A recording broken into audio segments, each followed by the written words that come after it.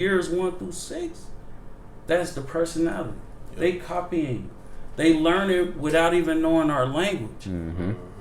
So they ain't listening to what you saying. They watch how you smoke, how you eat, how you talk, how you deal with people, how you argue. Kids copy off of the adult. Yep. So the only thing as a man you want to be is the example you trying to set for the planet. Pain is no plan, we heard you was slacky, and I get that front end, back end, back end. I got your bitch trying to tap in. Hey, yes sir, yes sir, yes sir. It's your motherfucking boy Tap Dub, the one and only, and I'm back with another episode of the Tap Podcast. And today I'm here sitting with some very, very special guests. Some of my closest people, man. Some more newer than others, but some good people nonetheless. So before we get into the episode, I am going to have my boys introduce themselves and then briefly describe who they are. Then we're going to get into the topics. Y'all ready? Let's get it. Y'all ready back there? I'm ready. Alrighty. So let's start from the right and then bring it to the left. So you can go first. William Starkey, also known as OG, Tap Man. My father out here trying to make it. Can dig that. Should play a partner wave, pocket wave, starter, rapper, producer, engineer, whole lot of music shit going on. Fatherhood too, you feel me? You know, trying to make this money, trying to turn 25 cents to 20K. Hey, that's right. Heard you. That's some shit right there. So thanks for introducing yourself, and thanks for y'all for coming onto the platform. Appreciate you having us. I know this. For sure. So y'all feeling all right though? Yes, sir. And did you have y'all feeling tap? Yes. We got some shit to talk about. So I'm cool. Kid free. Hey, I'm kid free. Everybody kid free. We got it. Kid free till tomorrow. I'm kid free till kid free till tomorrow. Kid free till Tuesday. So I can finally get some rest. I ain't slept in days, y'all. Yeah, but I got a youngin, like a real youngin. She only a month and 10 days type shit. Congratulations. So you hear me? yeah, that ain't no joke for real. To our side. Yeah, and I know y'all a little bit more seasoned. That's why I got y'all on here to talk about some real shit. But so yeah, let's get right into it, honestly. So this conversation was actually sparked from me making a Facebook post earlier. You know, when you get on Facebook, you make a status to say what's on your mind. So I was truly just giving my perspective on what's on my mind. And I'm gonna read the status out for y'all, and then I'm gonna read what my boy said. He gave me his perspective about what was on my mind, and then we're gonna dive into the conversation. Excuse me. So the status says, having a kid was an amazing thing, but it ain't fulfilled me like everybody be talking about. I'm the same motherfucker with more shit to do now. So that's exactly how I was feeling. And I am new to fatherhood. Like I said, my daughter is about a month and 10 days old, give or take. And I just thought I was gonna have like a super big change in my life. I thought I was gonna get a super big burst of motivation. Now I'm not saying that I didn't get any motivation at all, guys. Right. But it just people kept being in my ears saying like, yeah, it's gonna change your life. You about to turn up and this and that. Now I was an already highly motivated person in general, but it kind of feel like the same for real. I feel like the same me. But that's when you had commented on my status, and you said I'm gonna read it out, and then I'm gonna let you talk about it a little bit more, because you had a wonderful perspective, and it actually opened my mind up to some stuff. Okay. You said day one kid here, not so gratifying. I get it, but the growth and maturity of the woman she is about to be is the fulfilling part. The instant gratification is for the women who can breathe now and hold their pee again. You know, school always got to be raw with it. The father part takes time. The payout is the legacy, the family name being established. Never was it supposed to be, wow, you're here, and then magic all of a sudden. Now the work begins. Can I be a good father? Will my child love and respect me? Can I develop her into all she could be? Keep her safe and give her a better life. Send her on her way to a brighter future. Kids make us responsible while others have no responsibility. Now our lives revolve around this precious being who needs guidance, and that's why we say kids save our life and give us purpose.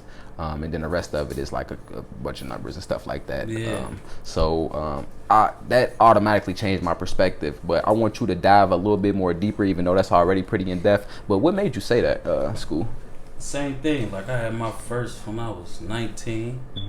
You know, right before I jumped into the military. That was my girl, Bless. Then I had one at 20, right when I came home. 10 years later, I had 2 more. It's still a process. My oldest, they 22 and 21. That's my age. Yeah, one on Team USA, doing karate. You know, my daughter autistic, but she graduated on time. Now I got a football player and a doctor I'm trying to establish. It take time. For the father, it's not like we was carrying the baby, so it ain't like it's even real to you until it come out. And even when it come out, it feel like pressure more than it feel like, yay, I done did something. I can agree with that. Because now you gotta mold it. It's not just the kid, it's dependent on you for everything, like a god damn near. Everything.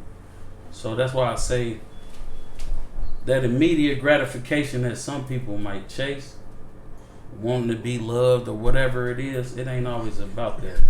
Now it's the sacrifice and the time spent developing this child and getting all the little things out of that. Watching them run, teaching them how to fight, and they protected themselves. Conquered their bullies. We get small rewards, but it definitely ain't no trophies. You know what I mean? So I was just trying to motivate you to stay on the course, because like I said, I think it was like 6,500 days. That's 18 years. That's a lot of money and time spent.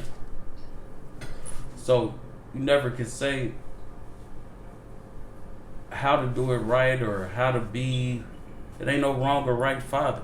A rich man kid, he might feel like his daddy was never there. A broke man kid, he looking at the rich kid like, man, you got all this stuff. And he like, but your daddy was there with you every day. I barely got to see mine. If your daddy was Michael Jordan, you might feel the pressure of being able to live up to that name. And it's hard. So every father got a challenge. But it's the man that's going to accept the challenge and not run from it. That's where the gratification comes. Okay. I like that piece a lot. And with that perspective, it done changed my mind all the way. And before I go into another piece of this podcast, I want to give my boy Wave Parker a chance to talk about, did you have that instant gratification? Were you feeling how I was feeling, or were you instantly, did you get that burst of motivation that that people talk about? Nah, so with me, so I got 2 kids. Okay. One's 3 and one just turned 1 on Thursday. Happy birthday. Yeah, appreciate it. To him. Appreciate it. So with them, with my first one, it wasn't like I was like instant gratification, nothing like that. It was more so like, all right, bet I'm about to be a family man, about to embark on this journey of life. Let me make sure I get my shit together. So it is like, you know, happy about it. Because one thing I always tell folk that ask me, how is it being a father? I say it's a great thing when you really want the baby. Because I actually went to my wife and was like, yo, ready for a kid. Like this is like right before I proposed to her and shit. But I was like ready to have a baby, ready to get this family started. Because at the time we was together for like 8 years, and I'm like, we're gonna stay together, we're gonna get married, let's go ahead and get this baby. So, you know, I was my main initial reaction to like having that, oh my God, I'm about to have a baby, was when she told me. Okay. Now, but so you guys were definitely planning for it, though? Yeah, we was planning for it. Okay. So, but when the baby came, and I finally got to hold him, that's when I was like, all right, bet, let's get this work done. But it's a job every day, you know. It's not gonna be easy. Even though I love my sons, I love my kids, not gonna say it's easy. There's days where, cause like I think what I said on your post was, you are still a person before, or not a person, you're still a person outside of being a dad. Right. And like I've been pondering that all day. When you asked me to come on the podcast, like what would I say? Like one of my main things would be like, you're a person outside of being a dad, and even being a mom. So many people take that and use that as their whole identity. And then there's also some people that don't want that to be their identity. Like, yes, I want you to see me as a great dad, but also see me as somebody outside of being a dad. Right. So it's mainly like making sure I do what I need to do as a father, so that my kids, when they grow up, they're not ashamed of what I'm doing and shit, and also trying to mold them to carry on a legacy in a great way. That's tap. That's tap. That's definitely some tap perspectives right there. And I think you said some stuff with that one, Wave Park, and when you said that you were actually planning to have it. So in my situation, it was an accident. I actually, with my BM, I really don't even like BM. I'm gonna say the mother of my child. I known her for like 5 years, and we had never did nothing. And then like the first or second time that we had sex, she got pregnant.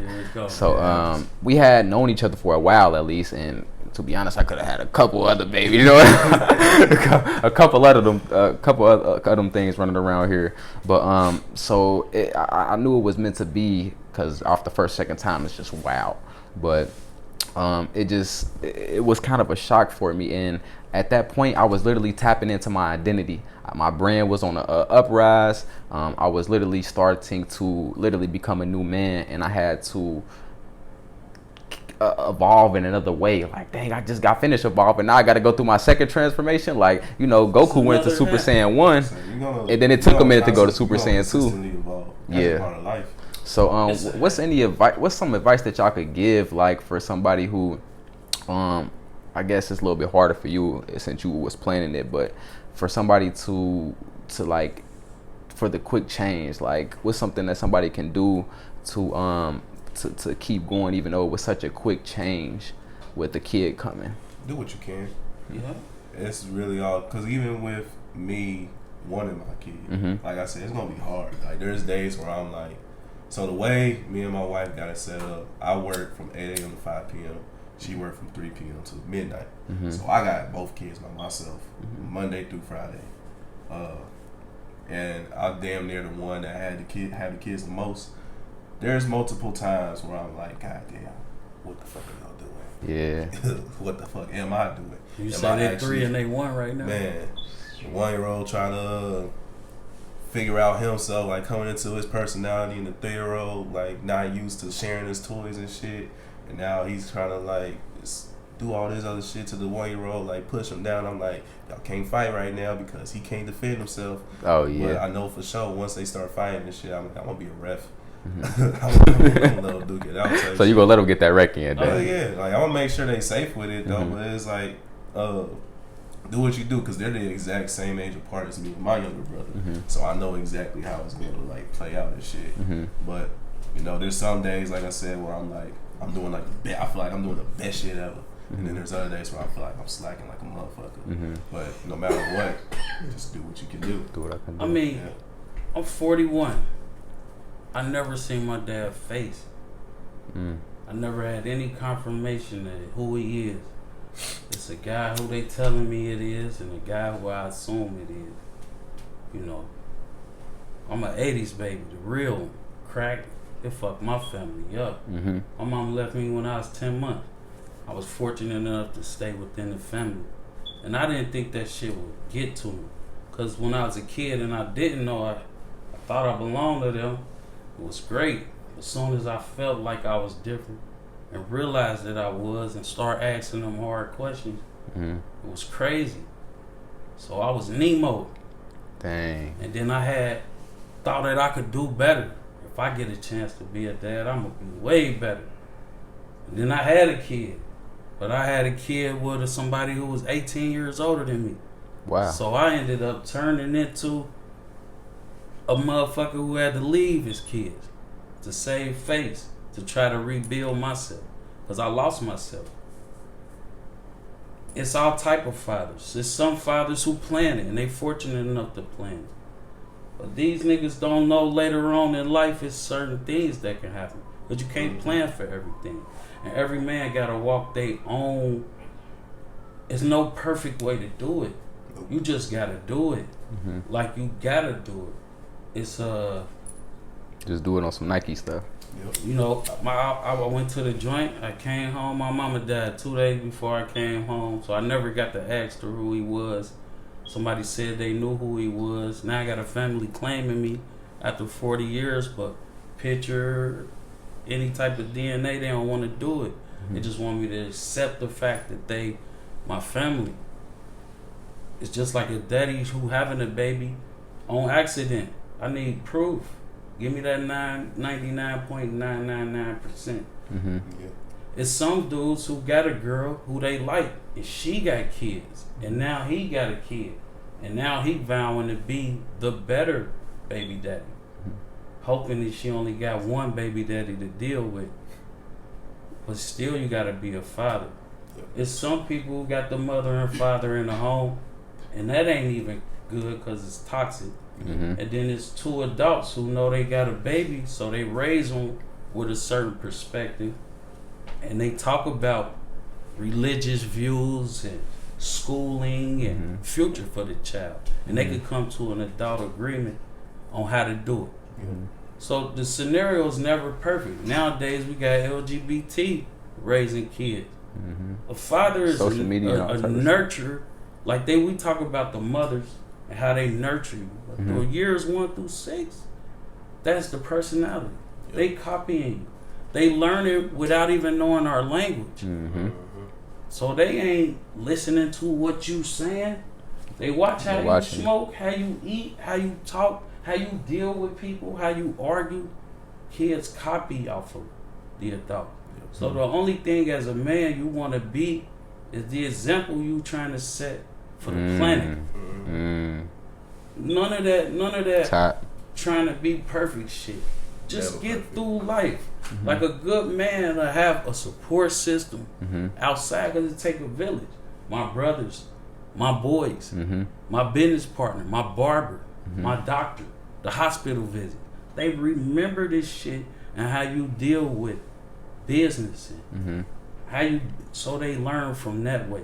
And then after 6, they feel like they got it down and they practicing on manipulation. Daddy, can I go outside? What did your mama say? That type of thing. They just learning and developing those. They trying to fine tune it. So the biggest thing pretty much is to make sure that I'm always advancing, always trying to be the best version of myself, because it's automatically going to reciprocate within them. It's a hat you put on. Because you go to work, you're not a daddy. You, whatever that title is. Yeah. And when you're around your homies, you take that daddy hat off and relax, man. This kid's whooping my ass. But to be able to say that instead of dealing with a kid by yourself. Like you will see somebody shook a baby or did some shit like that. And it's only because he ain't had nobody to reach out. Right. That don't necessarily mean they bad or whatever. So being a father is community, how you interact with everything. Character development. We got to reinforce their egos, make them feel good. And it ain't always easy. Them same little babies who adored you, now they saying, fuck my daddy, man. He ain't I don't think I'm ready for that one. I ain't ready for that one. And that's now, going to be crazy. And that's whooping you. You a daddy like, damn, this was my homie. Now I'm about to kill this motherfucker. Like, see, I ain't ready for that one, man. I ain't ready for that one. It's coming. And how do you stay grounded? Like, especially when they might say, my coach is my greatest influence. My pastor is my greatest influence. Because we in a society where we shit on fathers. Yeah. Especially black fathers, if we gonna go into anything good. LeBron James. Man, fuck LeBron. Okay, Curry. Man, fuck Curry. Anybody doing good? I ain't go as far as say LeVar Ball. Nigga put all his sons. Yeah, they always shit on him. And he ain't never hoop. But you know, it's look how he talk about his sons. And they shitty for real. But they decent. They daddy made their career. You know, LeBron, absence of a father, made his career. They say a story like one man successful and his brother an alcoholic. You ask the successful man, how did you do it? He say, my daddy was an alcoholic. Then you ask the alcoholic, they both brothers. Why you an alcoholic? Because my daddy was. It's choice. Damn. So even though these kids might not necessarily adhere to what you're trying to say initially, you still got to set that example. You still got to set that bar. Dang, so you got to be okay with them not even grasping everything that you throwing at them. As long because you might plant that seed, but his homies will water it if he got good homies. Man, your daddy ain't tripping, bro. You know he be, you know what I mean? He just looking out for you. Or you gonna have them ones that be like, man, fuck your daddy, bro. Let's go over here and do this, that, and the third. So like as long as it's in them, because you gave it to them, they'll be able to draw from it at a later date. Fathers is God. Fathers is the Bible, the Spirit, the shit. That's the man. We tell his story. If we was telling shit like your great grandpa was Elon Musk, all y'all gonna be Elons, or at least striving to be, if you felt like he was great. So you the first. That's why you say, I'm senior and this my junior. Look, he big as hell. Look at him. Yeah, I damn near do look like a. That's look what like I mean. I'm saying, but that's the gratification you get from a daddy, because ain't nobody gonna clap for you when you provide. Ain't nobody gonna clap for you when you there for your so this really on some marathon, not race shit. Like, yeah, you so not, it's like, okay, I imagine that a woman would feel like, oh, because she carried it, and you know, trying to imagine what it looked like. Yep. But a father, that connection take time. It does.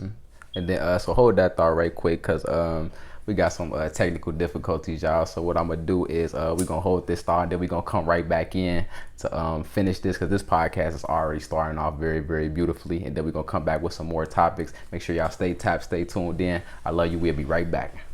Now back to your regularly scheduled program. Alrighty, tappers out there, man. Sorry for the weird cut, but we are back. Technical difficulties happen, and you know you got to work around them. It's life. Y'all ready to get back into it? Yes. Oh, exactly.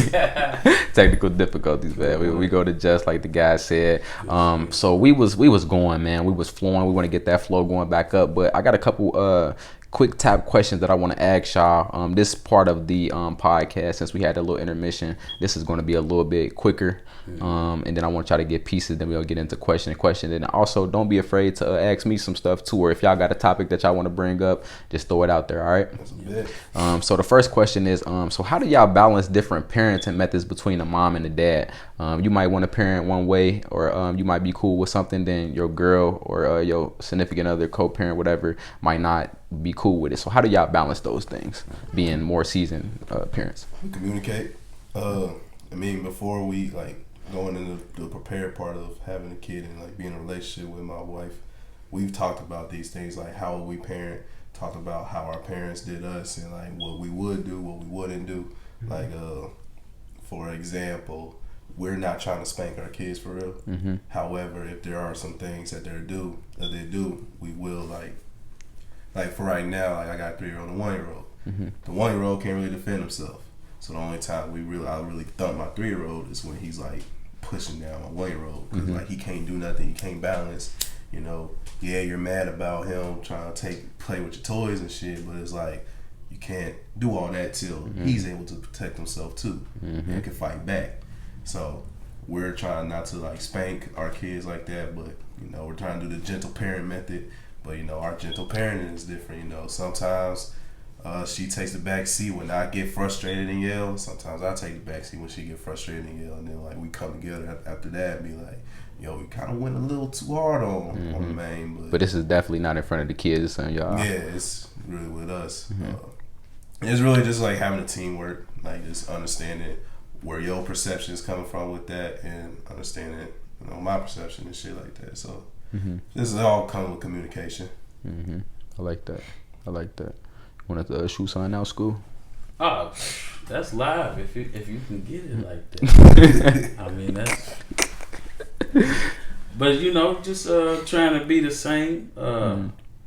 Just stay the same. What your mama say, and go with that. You might not always know the rationale, and then hoping to reciprocate.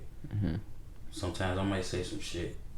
You might not see the rationale. Just go with it, because it's for protection. It ain't gonna be to belittle or hurt. And then learning what wars to pick. You ain't gonna win them all. Oh, I like that one. You ain't gonna win them all. You could try to be hard and be right, but you lost all the commotion and shit you had to go through. So just learning how to pick them. I like that one. So what was y'all greatest achievement as a father thus far? Shit, seeing him walk. Actually, with my 3-year-old, actually seeing him really like start talking and like knowing how to read. Cause like I said, there's some days I feel like I'm the best dad, some days I feel like I'm not the best, cause one of the things, I don't like to read myself.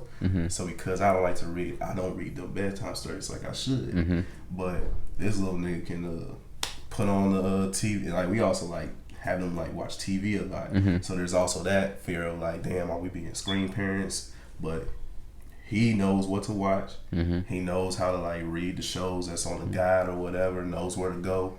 He's like knows how to like, one of his shows on Disney Plus that he likes to watch is called Super Kitties. He knows how to type in Super Kitties on the goddamn screen. He's only 3 years old. Oh yeah, cool. So I'm like, how that like, so that's where I feel like, all right, yeah. So we're actually doing something great. You're learning. You're doing your damn thing. So it's like one of the cool achievements right now. Like that one. It's still going. Cool achievements. Just watching the growth. My youngest, he was bad as hell. School, I say, where your desk at? He walked outside the class. It's right here. Damn, you was causing that much ruckus. They put you outside the class. Then one time, you know, he was struggling coronas. Probably was bad for some parents, but for me it was good because I got to actually sit my ass down with him. First bell, second bell, third bell, fourth bell, lunch, the whole time. And instead of saying the teacher probably fabricating the story or whatever, I had to look at the real. You gonna sit your ass down and you gonna read. Then I had to learn how to make it to where he could. Then I want you to read out loud. And I swear my nigga read and it was like, damn. And it hit home. He don't want to hear. So just watching the hard work you put in, the blood, sweat, and tears, and watching it turn into fruition. I like that.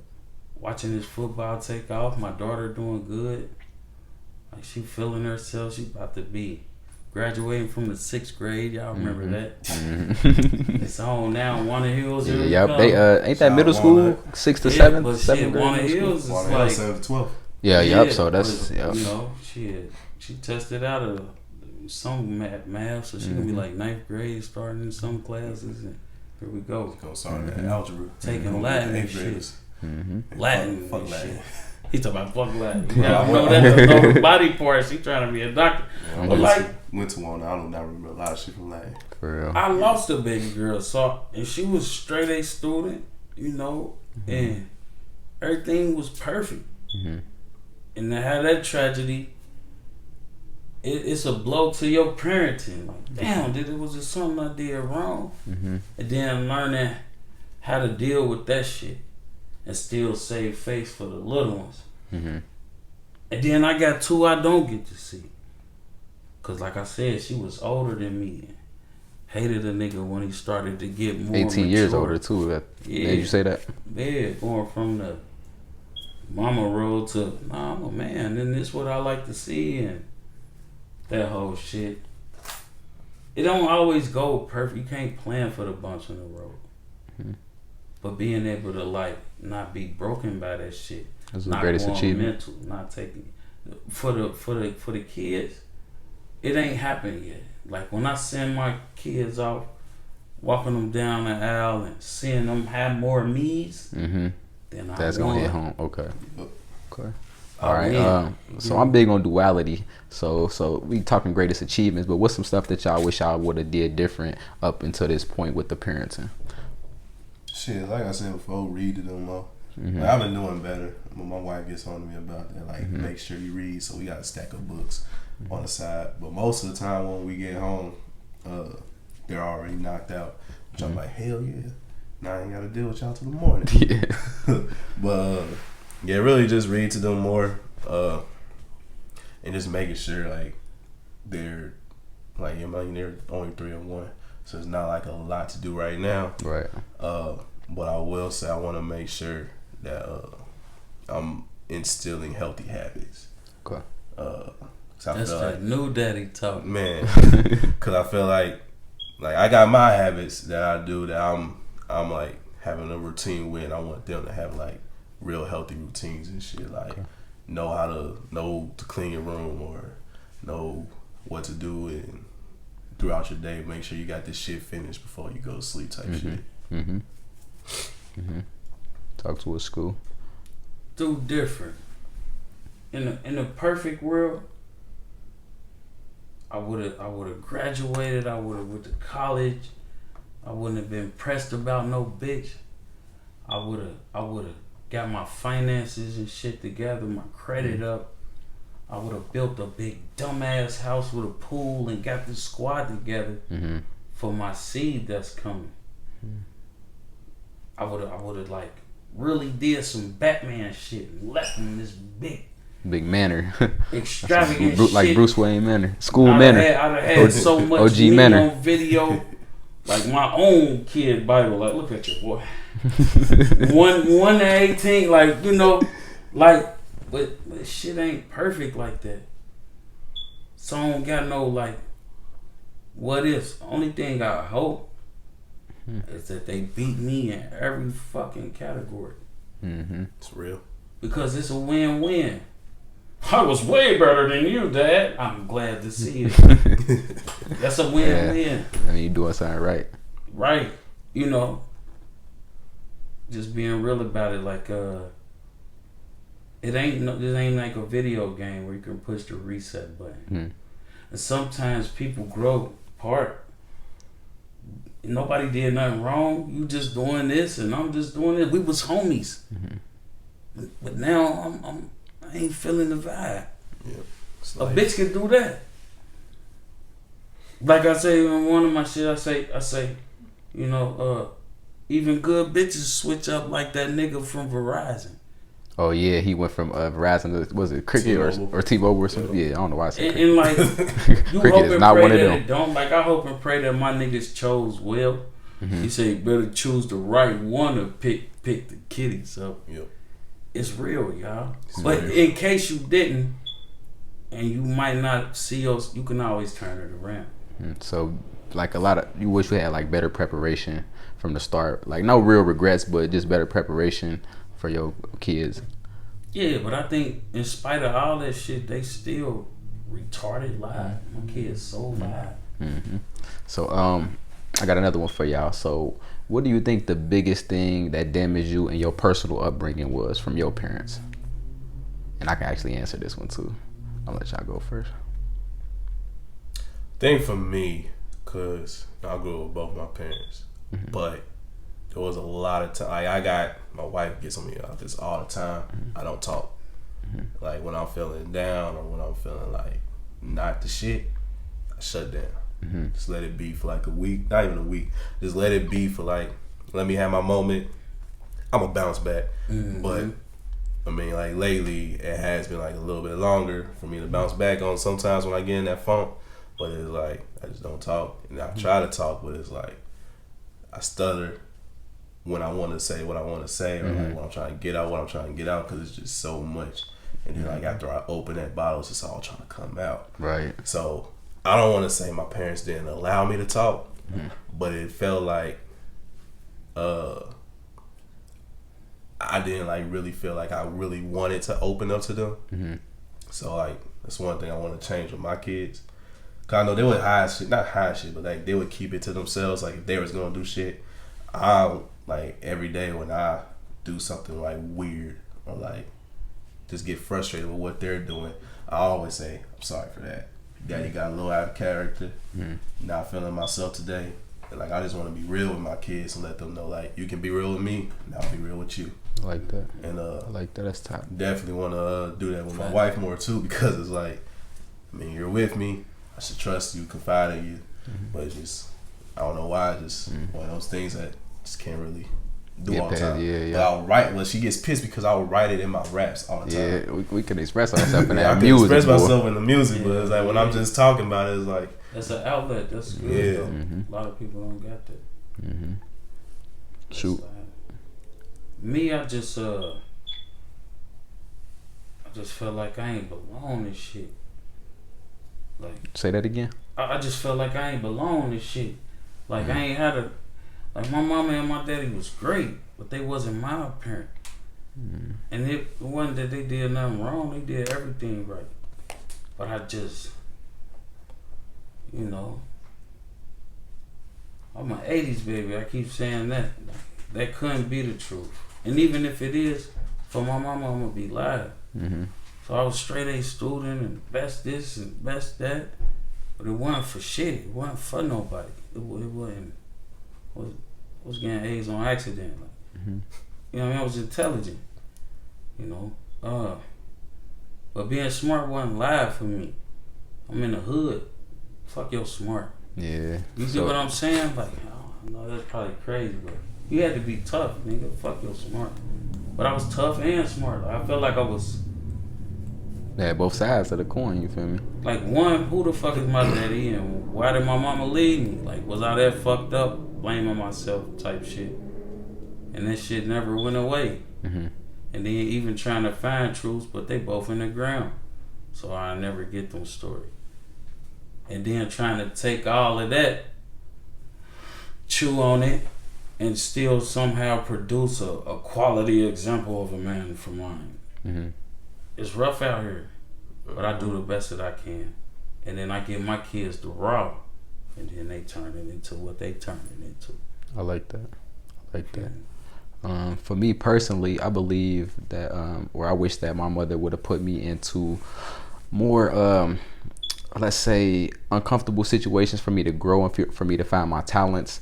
I feel like if I would have been exposed to like an instrument, I would have known how to play piano, drum, whatever it was. If I was exposed to different sports, exposed to different arts, I would be a little bit more artistic. Now I'm tapped, you feel me? I'm that guy for real now. So they did a good job, but a lot of my self-discovery literally came from myself. I wish I was exposed to a lot of different stuff, more stuff from my parents, so I could have been like Super Saiyan tapped, you know what I mean? Yeah. Because I had to discover everything on my own and figure out what I like. So with my daughter, I'm gonna just expose her to everything from operas to sports to freaking midget wrestling. We going everything, you know what I mean? We about to try it all because you never know what they gonna like or what they gonna rock with. So I'm glad I can answer that one. I will say, taking it back, that was the loudest thing about my parents. Mm-hmm.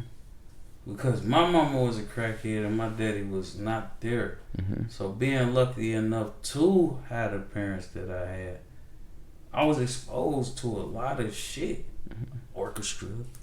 I went to the symphony every Wednesday. I took ballet, played sports. I did a lot of shit. Was in church, drumming, singing, dance. You know, I did a lot of shit. Mm-hmm. And I think even though I'm hood, it keep me not hood. Exactly. It's like a balance. It lets you know that the world ain't as small as just this hood. Yeah, wishing I had like the money to get out of the hood into that shit because it costs. Yeah. You know what I mean? But schools was different. Like, they was producing smart niggas. And they ain't want it. So they changed the schools to make the girls smart.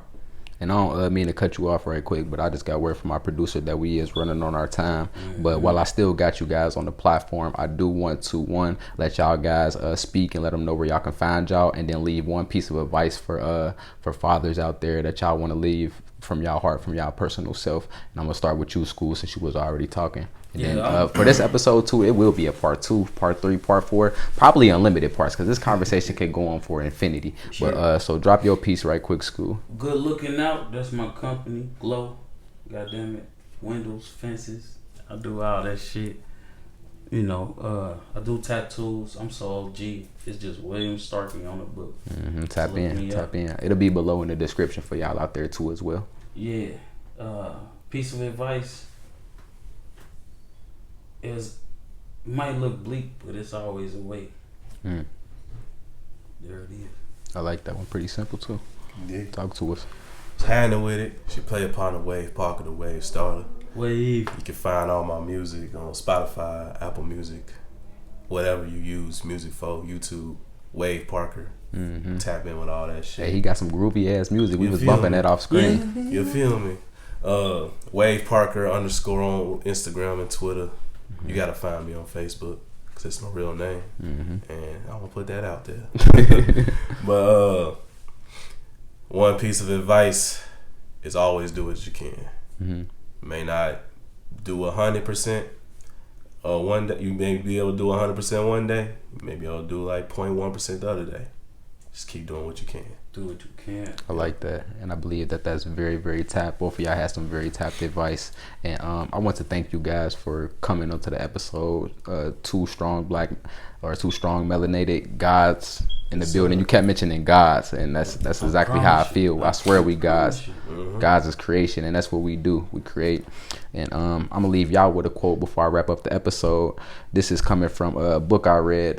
It's Living Your Dream by Les Brown, and in the book he had a quote from Abraham Maslow. I believe I'm pronouncing that right. He said, "You can turn back, but if you want to grow, you must be willing to go forward and face your fears again and again and again." And I feel like this sums up this episode pretty nicely, because the persistence, the consistency is what was going to get us through any adversity.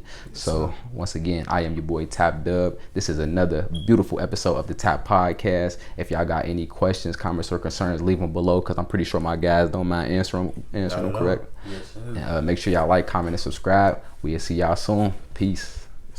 Payments no plan, we heard you was slacking, and I get that front end, back end, back end. I got your bitch trying to tap in, I made that bitch.